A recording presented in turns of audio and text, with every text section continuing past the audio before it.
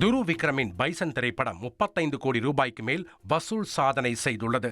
தமிழ் திரையுலகில் மீண்டும் ஒரு தாக்கத்தை ஏற்படுத்தும் திரைப்படமாக மாரி செல்வராஜ் இயக்கத்தில் துரு விக்ரம் நடித்திருக்கும் பைசன் படம் அமைந்துள்ளது. இந்த படம் தீபாவளிக்கு ரிலீஸான நிலையில் 5 நாட்களிலேயே உலக அளவில் 35 கோடிக்கு மேல் வசூல் செய்துள்ளது. இதனை படக்குழுவினர் அதிகாரப்பூர்வமாக அறிவித்துள்ளனர். விரைவில் தெலுங்கிலும் இந்த படம் வெளியாக உள்ளது குறிப்பிடத்தக்கது. இயக்குனர் கீர்த்தீஸ்வரன் இயக்கத்தில் பிரதீப் ரங்கநாதன் நடித்துள்ள படம் டியூட். மைத்ரி மூவி மேக்கர்ஸ் தயாரித்திருக்கும் இந்த படத்தில் கதாநாயகியாக மமிதா பைஜு நடித்துள்ளார். சரத்குமார் முக்கிய கதாபாத்திரத்தில் நடித்துள்ளார். சாய் அபயங்கர் இசையில் என் மூச்சவன் பேச்சவன் பாடல் இணையத்தில் ரிலீஸுக்கு முன்பே பயங்கரமாக வைரலானது. படம் ரிலீஸ் பிறகும் பிரபலமான இந்த பாடலை நேஷனல் கிரஷ் என அழைக்கப்படும் பிரியா வாரியர் தனது இன்ஸ்டாகிராம் பக்கத்தில் பாட்டு பாடி வீடியோ வெளியிட்டுள்ளார்.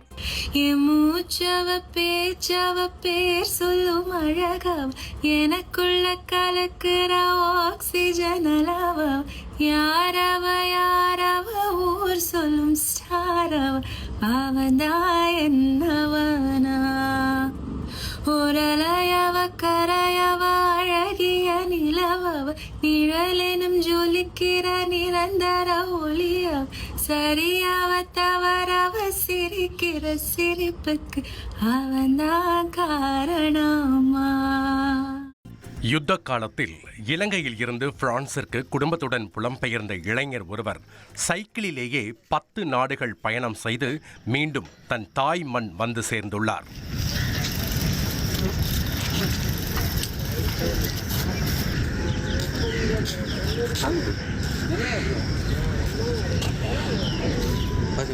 இலங்கை யாழ்ப்பாணத்தை பூர்வீகமாக கொண்டவர் இனோசூரன். அங்கு நடந்த கொடூர யுத்தத்திற்கு பிறகு வாழ்விடம் தேடி பிரான்ஸ் நாட்டிற்கு குடும்பத்துடன் புலம்பெயர்ந்தார். பிரான்ஸ் சென்றாலும் தன் சொந்த நாட்டை பிரிந்து வந்த வேதனை வாட்ட மீண்டும் தன் தாய் மண்ணை பார்த்துவிட வேண்டும் என முடிவு செய்தார் அந்த இளைஞர். எல்லோரும் நாடு விட்டு நாடு செல்ல கப்பலையும் விமானத்தையும் தேர்வு செய்யும் இந்த காலத்தில் சைக்கிளை தேர்வு செய்தார் இனோசூரன்.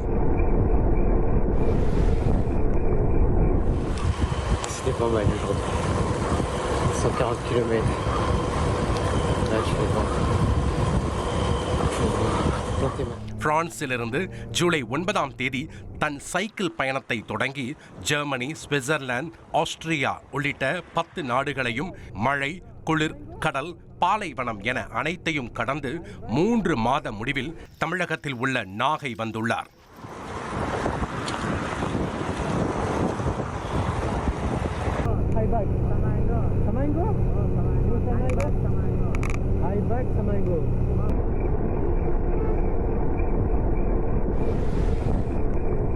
தன் பயண அனுபவத்தில் பல கலாச்சாரங்களையும் பழக்க வழக்கங்களையும் கற்றுக்கொண்டதாக உற்சாகத்துடன் தெரிவித்துள்ளார் இனோசூரன்.